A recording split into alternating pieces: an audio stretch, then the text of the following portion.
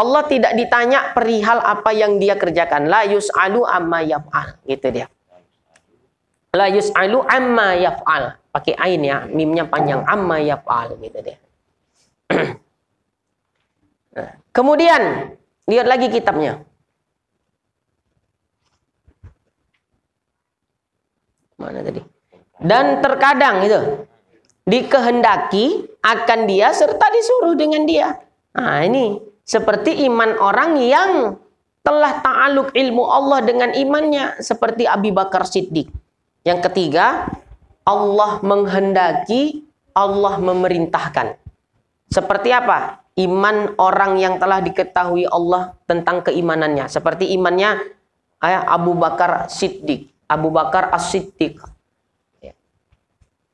Allah dengan sifat ilmunya sejak azali telah mengetahui kalau Abu Bakar ini bakal beriman.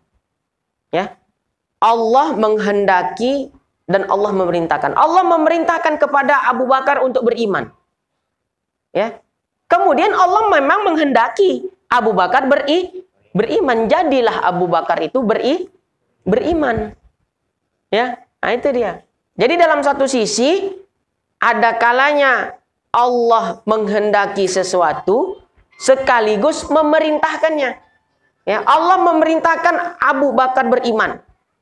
Dan ternyata memang dikehendaki Allah Ta'ala Abu Bakar beriman. Maka jadilah Abu Bakar beriman. Kalau tadi kan Allah memerintahkan Abu Jahal beriman, tapi Allah nggak menghendaki, makanya dia kafir. Kan gitu kan? Karena Allah tidak berkehendak untuk dia beriman. Ya, nah, itu dia. Kemudian yang keempat, tak apalah penjelasan rinci-rinci pahamnya kita itu. Ya, intinya kita iktikadkan bahwasanya amar itu berbeda dengan iradah supaya membedakan kita dengan Mu'tazilah. Mana tadi? Dan terkadang tiada ya. Dikehendaki dan tiada disuruh dengan dia seperti kafir mereka itu. Allah tidak menghendaki dan tidak memerintahkan. Ya. Allah tidak menghendaki, juga tidak diperintahkan Allah. Seperti apa? Kafirnya Abu Bakar. Allah tidak memerintahkan Abu Bakar kafir. Dan memang Allah tidak menghendaki. Ya. Allah tidak menghendaki dan tidak memerintahkan. Ya. Nah, seperti contohnya apa? Ya, kafirnya Abu Bakar. Ya, atau kafirnya sahabat-sahabat Nabi seperti Umar yang lainnya. Nah, itu enggak diperintahkan Allah mereka kafir. Dan juga tidak dikehendaki. Ya bisa saja mereka diperintahkan tadi untuk beriman, tapi Allah enggak menghendaki, maka enggak jadi juga mereka beriman. Karena kalaupun dia pengen kali kafir misalnya gitu kan, kalau Allah enggak menghendaki ya enggak jadi juga. Ya tidak diperintahkan, tidak dikehendaki seperti imannya bagi Abu Bakar. Jadi 4 rincian tersebut itu dibaca-baca lagi. Contoh-contohnya itu sudah saya sebutkan. Ya, yang mana intinya iradah dengan amar itu berbeda. Buktinya yang 4 macam tadi. Pertama, terkadang Allah menghendaki tapi tidak memerintahkan. Ya, seperti apa? Allah tidak memerintahkan kita itu kafir. Ya, pada Abu Jahal. Tidak memerintahkan Abu Jahal untuk kafir. Justru diperintahkan Allah dia beriman. Tapi Allah menghendaki dia kafir, ya udah, makanya dia kafir. Walaupun diperintahkan Allah dia untuk beriman, ya sampai kapanpun dia nggak akan beriman karena menghendaki Allah akan kekafirannya. Kedua, terkadang Allah memerintahkan dan tidak menghendaki. Ya. Seperti iman bagi, kalau tadi yang pertama kafirnya Abu Jahal, kedua iman bagi Abu Jahal. Ya, diperintahkan Allah dia beriman, tapi Allah nggak menghendaki, makanya nggak jadi beriman. Yang ketiga, terkadang Allah menghendaki dan memerintah. Ya, diperintahkan Allah seperti imannya Abu Bakar Siddiq. Ya, Allah memerintahkan kepada Abu Bakar setelah sampai dakwah Rasul kepadanya, diperintahkanlah Abu Bakar untuk beriman. Dan Allah menghendaki Abu Bakar beriman, makanya dia beriman. Ya, yang keempat, terkadang Allah tidak menghendaki juga tidak memerintahkan. Seperti kafirnya Abu Bakar. Ya, Allah tidak menghendaki Abu Bakar itu kafir, juga tidak memerintahkan dia kafir. Makanya dia tetap mukmin sampai dia meninggal dunia. Selesai. Lanjut lagi. Ya, ada lagi waktunya. Banyak lagi. Hah? Banyak lagi kan? Mana tadi? Dan bersalahan pula ulama. Ulama di sini maksudnya ulama ahlus sunnah ya, bukan ulama Mu'tazilah. Berbeda pendapat maksudnya. Ulama ahlus sunnah wal jamaah pada harus atau pada kebolehan disandarkan segala kejahatan kepada iradah al-maula subhanahu wa ta'ala. Seperti bahwa berkata ia telah dikehendaki Allah zina si Z dan kafirnya si ya si Z itu kan kafirnya si Umar ya Amru di situ enggak ya karena ada wawunya dia ya kalau nggak ada wawunya dibaca Umar, kalau di ujung roknya ada waw Amru, di Latin Amru kan. Dan kafirnya si Amr atau Amru. Maka kata setengah mereka itu tiada harus, tiada boleh dikatakan yang demikian itu. Dan kata setengah mereka itu harus boleh karena segala sesuatu itu daripadanya. Maka dua kaul ini, dua pendapat ini pendapat yang dhaif, pendapat yang lemah. Maka kaul atau pendapat yang muktamadnya, pendapat yang kuatnya ada baginya perbezaan, yaitu perbedaan. Maka yaitu harus boleh dikata akan dia pada tempat berguru, makom taklim, ya, dan mengajar, dan tiada harus, tiada boleh pada tempat yang lainnya. Gini, ada orang maaf nih berzina, kemudian ada yang berkata, ya Allah sudah menghendakinya untuk mencuri, ya Allah sudah menghendakinya, ya akan kekafirannya, kan gitu kan? Ya memang kan kehendak Allah semua tuh kan. Apakah kita boleh secara mutlak mengatakan demikian itu? Di warung kopi, Bekombo Tauhid Sifat 20. Ya, dibahaslah kajian malam ini di warung kopi. Ya, rame-rame sambil mengopi, ya, mazhab Maroko. Ya, sambil ngopi sambil merokok-rokok maksudnya. Nah, itu mazhab Maroko. Ya. Alumni Maroko nih. Ya, alumni Maroko. Maroko itu merokok-rokok maksudnya. Ya. Kelas. Jadi Bekombo di apa namanya tadi? Warung kopi dengan mazhab perkumpulan alumni Maroko semua nih. Ya, nah, sambil ngopi sambil merokok-rokok maksudnya. Ya, kira alumni Maroko betul, wah, Timur Tengah nih kan itu. Rupa ya, merokok-rokok. Bekombonya itu, tahu kau begitu? Apa? Si Pulan tadi malam ditangkap polisi. Apa cito? Mencuri dia katanya. Dibobolnya tuh rumah orang Cina tuh. Ketangkap, masuk penjara katanya. Oh, ya, kata yang baru ngaji tadi malam, itu sudah dikehendaki Allah Ta'ala. Iya pula. Kan gitu kan? Berarti semua perbuatan maksiat itu sudah dikehendaki Allah Ta'ala lah yo. Iya. Karena amar dengan iradah itu berbeda katanya. Oh, makanya kau mengaji kau katanya kan gitu kan. Iya pula. Bilo lagi ada katanya nih kan sodop. Jadi nanti kalau dia buat maksiat sudah dikehendaki Allah yang aku begini gitu maksud dia. Bukan nak mencari jadi orang alim supaya ada pembelaan dia kalau dia berbuat maksiat kan gitu kan. Nah, bolehkah dengan cakap yang semisal itu secara mutlak? Pendapat pertama nggak boleh secara mutlak kita menisbahkan ya hal yang semisal itu kepada iradah atau kehendak Allah, perbuatan maksiat. Ya, pendapat kedua boleh. Ya karena memang semua terjadi sudah dikehendaki Allah. Kalau kita ikut konsep ya amar iradah tadi kan memang dikehendaki nggak tuh? Iya. Allah tidak memerintahkan dia mencuri, dilarang Allah bahkan dia mencuri. Tapi Allah berkehendak dia mencuri kan gitu kan? Jadi maling lah. Nah, jadi maling dia. Nah, udah. Nah, dua pendapat ini dhaif. Ya, pendapat yang lemah, yang membolehkan secara mutlak dan yang mengharamkan secara mutlak. Pendapat yang muktamad, yang benar, yang di dalam kitab ini ya harus dirinci, ditafsil. Kalau mencakapkannya di makom taklim, itu kan dikatakan itu apa? Tempat apa? Belajar, tempat berguru dan mengajar. Itu namanya makom taklim, majelis taklim seperti ini. Bolehlah kita katakan ya bahwasanya mencurinya si Zaid itu telah dikehendaki Allah. Itu kan tadi penjelasannya. Bahwasanya Allah tidak memerintahkan dia mencuri. Tapi kenapa dia tetap mencuri juga? Karena sudah dikehendaki Allah. Tapi ini hanya boleh disampaikan di mana? Di makom ta'lim. Tempat berguru dan belajar itu maksudnya makom ta'lim, majelis ta'lim. Dan tidak boleh disampaikan hal semisal itu di tempat selainnya, selain di majelis ta'lim. Itu tadi di warung kopi jangan cerita itu. Ya, sambil memasang jaring di laut. Tahu kok kaji tadi malam? Kan gitu kan? Tak boleh. Hanya boleh di makom ta'lim. Ini pendapat yang mu'tamad. Tapi itu jangan jadi dalih kita. Ya. Maulah nih. Pulang mau ngaji nih.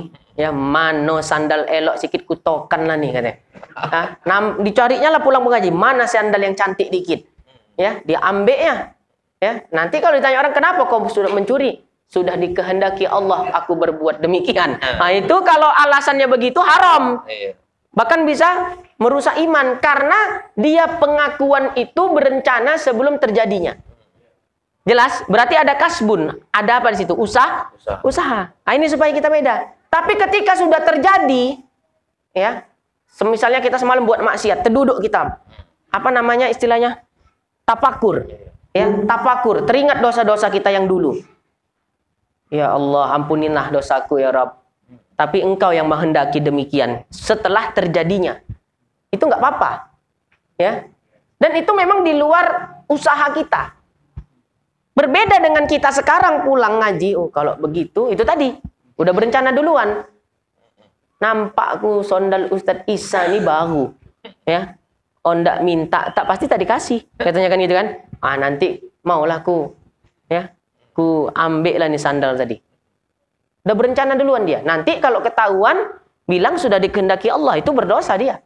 Tak boleh. Kenapa? Karena sudah berencana di awal. Ya, beda itu kan, paham ya? Benang merahnya kan? Nah, itu dia.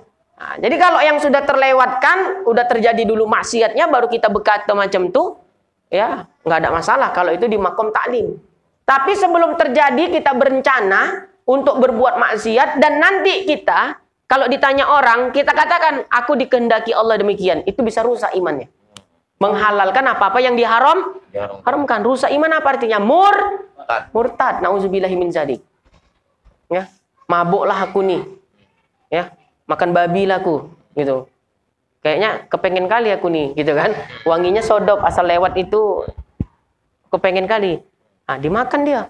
Nanti kalau ditanya, orang pengajian itu mengapa kau makan itu? Kau orang Islam. Mengapa kau makan B2? Sudah dikehendaki Allah. Itu tak bisa dalil begitu. Karena dia sudah berencana sebelum terjadinya. Ya. Bahkan bisa kafir dia. Kenapa? Allah jelas hurimat alaikumul maitatu wad damu wa lahmul khinzir. Udah diharamkan Allah babi. Dihalalkan untuk dirinya, dimakannya. Rusak enggak imannya? Rusak, murtad dia. Berbeda memang sudah terjadi. Ya. Udah konyang perut nih. Sodop pono kau ni makan nih. Wah, tak tahu kau lomak betul nih. Mie tu lomak kali. Di mana kau beli? Di sana, dekat jembatan tuh. Yang mana katanya? Kita tahu tuh kan. Itu ada yang baru buka mie itu di situ. Ya. Gila kau nih katanya kan. Mengapa pula? Daging B2 itu yang kau makan. Yo pula katanya kan. Diceknya ke sana. Betul. Mie dengan dagingnya B2. Tapi dia kan tak kesadaran dia itu. Ya, udahlah. Berarti kau makan yang haram lah kata kawannya. Iyalah, aku makan yang haram, tapi itu sudah dikehendaki Allah Taala. Memang tak ada ya azamku di situ untuk nak makan itu. Nah, itu dia bedanya. Ya. Jelas itu ya? Sengaja agak saya banyakkan materi, jadi tahu saya bertanya. Dah. Al-muta'alliqat bi jami'il mumkinat. Itu kan? Yang ta'aluk keduanya di situ apa? Kudrah, yakni kudrah dan iradah itu dengan sekalian mungkin. Udah sama-sama ma'ruf, kita ketahui bahwa sifat kudrah dan iradah hanya ta'aluk dia kepada yang mungkin atau jaiz. Hukum akal itu ada 3, wajib, mustahil, jaiz. Wajib itu apa? Sesuatu yang wajib adanya. Tidak mungkin dia tidak ada. Seperti zat Allah dan sifat-sifat Allah. Wajib ada. Mustahil apa? Sesuatu yang tidak mungkin pernah ada. Dan selama-lamanya tidak akan ada. Itu bahasa mudah kita lah. Yang memahamkannya. Seperti sekutu bagi Allah. Jaiz itu apa? Sesuatu yang ada dan tiadanya sama. Ya, itu jaiz atau mungkin. Nah, sifat kudrah dan iradah ini sama-sama sudah kita ketahui bahwa keduanya itu dia ta'aluk hanya kepada yang mungkin atau jaiz saja. Tidak ta'aluk kepada yang wajib, juga tidak ta'aluk kepada yang mustahil. Kenapa demikian? Karena yang menerima perubahan itu hanya yang mungkin saja. Ya, coba kita katakan gini. Sifat kudrah, sifat iradah, ta'aluk dia kepada yang wajib. Wajib itu artinya sesuatu yang pasti ada. Allah, zat Allah dan sifatnya. Kalau dikatakan sifat kudrah ta'aluk kepada yang wajib, berarti wajib menerima perubahan. Perubahannya apa? Dari ada menjadi tiada. Kan gitu jadi pahamnya. Seandainya sifat kudrah ta'aluk kepada yang wajib. Yang wajib itu contohnya wajibul wujud. Yang adanya itu wajibul wujud. Seperti zat Allah dan sifat-sifatnya. Kalau sifat kudrah ta'aluk kepada yang wajib seperti zat Allah dan sifat-sifatnya, maka berarti menerima perubahan. Yang tadinya Allah itu ada, bisa saja suatu ketika Allah itu tidak ada. Karena menerima perubahan. Makanya sifat kudrah iradah nggak ta'aluk dia kepada yang wajib. Nanti bisa menafikan sesuatu yang wajib ada. Itu dia, ingat ya kan? Kemudian kalau kita katakan sifat kudrah iradah itu ta'aluk kepada yang mustahil. Mustahil selama-lamanya tidak akan pernah ada. Seperti serikat bagi Allah. Sekutu bagi Allah. Nah, kalau kita katakan sifat kudrah iradah itu ta'aluk dia kepada yang mustahil, berarti yang tadinya tidak akan pernah ada, bisa suatu ketika menjadi ada. Anak dan istri bagi Allah Ta'ala, mustahil tidak adanya. Mustahil. Jadi kalau sifat kudrah iradah ta'aluk kepada yang mustahil, suatu masa bisa jadi Allah punya anak dan istri. Berarti tak betul lah ayat kul huwallahu ahad, lam yalid walam yulad, dan seterusnya. Nah, jelas ya? Makanya sifat kudrah iradah itu hanya ta'aluk kepada yang mungkin saja. Itu yang disebut di dalam kitab itu. Nih, Ibnu Hazmin, tahu Ibnu Hazmin? Beliau itu yang berpendapat kodok sholat nggak wajib. Ya, mazhab Daud Zohiri namanya. Itu dalam fikih. Ya, beliau aneh, menolak yang namanya qiyas aulawi. Ya, itu dalam usul fikih. Kan gini, sholat yang ditinggalkan wajib dikodok enggak? Wajib. Sengaja nggak sengaja wajib dikodok. Dalilnya mana? Oh, itu dalilnya di antara Nabi memerintahkan yang tertinggal sholat karena terlupa atau tertidur, diperintahkan Nabi untuk mengkodok. Di hadis itu memang nggak disebutkan Nabi yang meninggalkan sholat dengan sengaja kodok, nggak ada lapas itu.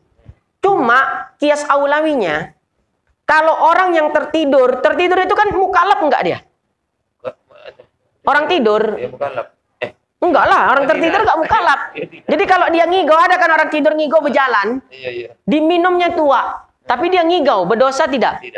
Tidak, karena tak mukallaf. Tak ada akal. Ya, ngigau dia misalnya, kan gitu kan? Nah, orang yang tertidur, sejatinya dia tidak mukallaf. Tertinggal sholat. Disuruh Nabi untuk mengkodok. Apalagi orang meninggalkan sholat dengan sebab sengaja. Itu namanya qiyas aulawi. Nah, ya, qiyas aulawi dalam usul fikih. Mana tahu nanti jumpa paham, nggak ada kodok-kodok katanya. Kan? Nah, kita tahu itu. Ya, pokoknya apa yang disebut Nabi itu aja. Kalau nggak disebut nggak usah dilakukan. Ya, atau boleh dilakukan. Oh, kalau begitu dalil kalian Allah Ta'ala berfirman, wala takul lahuma uf. Jangan mengatakan kepada orang tua. Yang dilarang Allah jangan mengatakan saja. Di dalam ayat itu nggak ada bunyi lapasnya wala tendang huma, wala tumbuk huma. Jadi apakah karena nggak ada lapas jangan tendang orang tuamu, jangan tumbuk orang tuamu, lantas kita boleh gitu numbuk orang tua? Kan nggak boleh. Ya, walau nggak disebut di dalam ayat itu namanya qiyas aulawi. Kalau mengatakan aja nggak boleh, kata-kata apalagi sampai fisik. Kan lebih berat fisik daripada ucapan kan gitu kan? Itu tak boleh, lebih makin nggak boleh. Jadi, nah itu hurimat alaikumul maitatu waddamu walahmul khinzir. Dalam ayat itu disebut hanya kata daging babi. Lomak babi tak ada disebut Allah. Kulit babi, kikil babi tak ada. Ya apa lagi? tulangnya. Jadi karena Allah tak menyebut yang disebut Allah hanya daging, lomak tak ada disebut, kikilnya tak ada, berarti halal. Kan itu kan tidak. Itulah kias aulawi. Kalau daging aja haram dimakan, apalagi yang lainnya. Nah, itu namanya kias aulawi. Nah, si Ibnu Hazmin ini, dia menolak kias aulawi. Makanya beliau mengatakan mengkodok sholat itu gak wajib. Itu dalam fikih, dalam bidang akidah cemano. Beliau berpendapat Allah mampu. Ya. Pendapat beliau gini, tentang tauhid. Tentang apa tadi? Ta'aluk kudrah dan iradah. Dia berpendapat sifat kudrah iradah juga ta'aluk kepada yang wajib dan mustahil. Ahlul bid'ah. Nah, jadi kalau ada yang ikut paham kodok sholat tak wajib, murid Ibnu Hazmin, yang mengatakan apa? Sifat kudrah iradah ta'aluk kepada wajib mustahil. Bisa beranak. Ya? Gila nggak tuh? Kan gitu. Nah, ini supaya kita tahu nih kan, ragam informasi nih. Nah, jadi yaitu ulama fikih itu dia sebetulnya bukan fikih aja. Beliau belajar tauhid juga, gitu ya. Nah, Ibnu Hazmin fikihnya itu tadi, kodok sholat nggak wajib. Ya. Akidahnya gimana? Berpendapat beliau Allah mampu, kuasa menciptakan anak dan istri baginya. Ya, berarti kan dia meyakini Allah sifat kudrah iradah itu ta'aluk kepada yang wajib dan mustahil. Ahlul bid'ah. Ya, nah, jadi itu aja. Kalau ada yang mengatakan kodok sholat tak wajib, nah, kau pengikut paham ahlul bid'ah. Ya. Enggak, di situ bahasanya enggak kafir dia, tapi ahlul bid'ah. Ya, ahlul bid'ah itu kan seperti Mu'tazilah, kan gitu kan? Tidak sampai kafir di kitab itu, ya. Nah, tapi kalau kita meyakininya udah rusak itu imannya, kan gitu kan? Meyakini yang sesuatu yang bertentangan dengan nas. Wah. Terakhir. Terakhirnya setengah jam lagi. Yakni dengan segala perkara yang harus. Jadi sifat kudrah iradah ta'aluknya kepada apa? Perkara yang mungkin, yaitu perkara yang harus. Harus jais adanya dan tiada. Dengan sekira-kira bersamaan padanya bangsa ada dan tiada. Ya, akan sebagai ta'aluk suluhi qadim. Tiada ta'aluk tanjizi qadim dan ta'aluk tanjizi hadis. Tiada di sini maksudnya bukan berarti sifat iradah itu nggak punya ta'aluk tanjizi qadim dan tanjizi hadis. Nanti saya jelaskan ya. Nah, kan itu adalah lapas tiada ta'aluk. Nah, seolah-olah dia menafikan sifat iradah itu menafikan ta'aluk tanjizi qadim dan tanjizi hadis. Bukan itu maksudnya. Nanti saya jelaskan. Saya baca dulu. Ya. Mana? Keduanya tiada menghabisi segala mungkin dengan ta'aluk tanjizi qadim dan tiada dengan tanjizi hadis. Hanyalah dengan suluhi qadim jua. Gini. Sifat kudrah secara umum ta'aluknya berapa? Secara umum? Umum dulu. 3. 2. Ya, suluhil qadim tanjizi hadis. Ya, kalau iradah baru 3. Ya, suluhil qadim tanjizi hadis. Ya, ta'aluk suluhil qadim. Ya, suluhi itu artinya apa tadi? Kepatutan. Ya, sedangkan qadim itu ya, maknanya adalah ya qadim. Tidak berawal. Jadi ketika disebut suluhil qadim maknanya kepatutan yang tidak berawal. Ya, artinya kepatutan itu terjadi di masa azali, gitu aja gampangnya. Ya, kepatutan yang tidak berawal. Cemano pula memahaminya. Kepatutan itu terjadi di masa azali. Udah itulah dia, suluhi qadim lah itu. Ya, nah, contohnya misal si Umar, ya, sebelum dijadikan atau diciptakan Allah, maka si Umar pada azali patut dijadikan, patut tidak dijadikan. Si Umar sebelum ada, ini masih azali. Masa azali itu apa? Masa di mana belum ada segala sesuatu. Yang ada hanya Allah.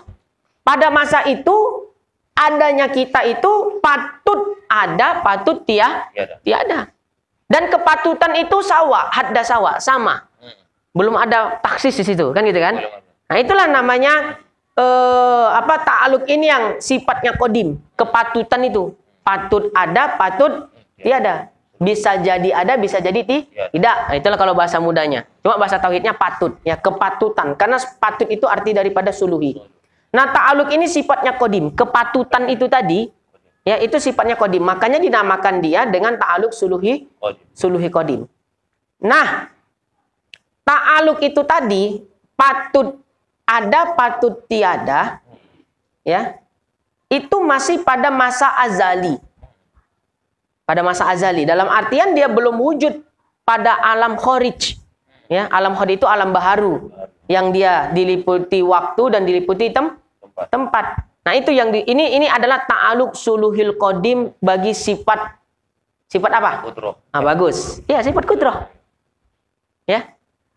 Contohnya kan gini lagi. Umar sebelum diciptakan, ini masih masa azali. Patut lahirnya di Medan, patut lahirnya di Jakarta. Kepatutan itu masih sama kan? Karena masih azali. Kepatutan itu disuluhi itu sifatnya qadim. Nah, kepatutan jenis ini terjadi ketika masa azali. Dia belum ada. Ya, dia belum ada, belum diciptakan. Namanya masih azali. Nah, jenis ya suluhi qadim ini, suluhil qadimnya sifat kudrah. Udah kita bahas itu. Ya. Nah, kemudian suluhil qadimnya sifat iroda. Sifat iroda itu juga punya suluhil qadim. Kudrah punya suluhil qadim, iroda punya suluhil qadim. Kalau suluhil qadimnya sifat iroda, Allah pada azali ya patut mentaksis. Mentaksis itu apa? Ya, mengkhususkan atau menentukan sesuatu, menjadikan atau mentiadakan. Ta'aluk ini juga sifatnya qadim karena masih pada azali. Ya, contohnya tadi si Umar pada masa azali patut dia di Medan lahirnya, patut juga di Jakarta atau di tempat-tempat lainnya, kan gitu kan? Kemudian ditaksislah si Umar ini kelak kalau sudah wujud pada alam kharij bakal dilahirkan di Medan. Taksisnya masih di azali atau sudah muncul pada baru? Di azali. Udah ya? Iya. Nah, jadi ta'aluk suluhil qadim ya bagi sifat kudrah dengan ta'aluk suluhil qadim bagi sifat irodah terjadinya bersamaan. Sama apa? Kalau bersamaan sama-sama azali. Iya, sama-sama azali. Nah, ini yang dimaksud dengan ibarat kitab, coba lihat. Iya. Al-muta'alliqatu bi jami'il mumkinat. Yang ta'aluk keduanya, yang kudrah dan iroda itu dengan sekalian mungkin, yakni dengan segala perkara yang harus adanya dan tiadanya dengan sekira-kira bersamaannya padanya bangsa ada dan tiadanya akan sebagai ta'aluk suluhil qadim. Nah, itu maksudnya. Jadi sifat kudrah punya ta'aluk suluhil qadim. Ya, sifat iroda punya ta'aluk suluhil qadim.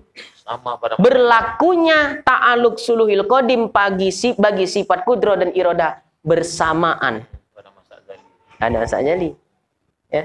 Tapi kalau ta'aluk tanjizi hadis sifat kudrah dengan sifat irodah itu beriringan.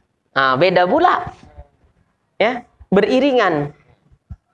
Misalnya si Umar tadi kan, contohnya tadi siapa? Si Umar ya. Umar. Sebelum dia dijadikan, patutlah dia dilahirkan di Medan, patutlah dia dilahirkan di Jakarta. Kemudian Allah taksis dia bakal lahir di Medan. Di Medan misalnya. Kemudian setelah tiba masanya dia akan dilahirkan, benar-benarlah lahir dia di Medan. Taksir, sifat kudrah. Ijad itu kan? Al-ijad, menjadikan yang tiada menjadi ada. Di mana lahirnya?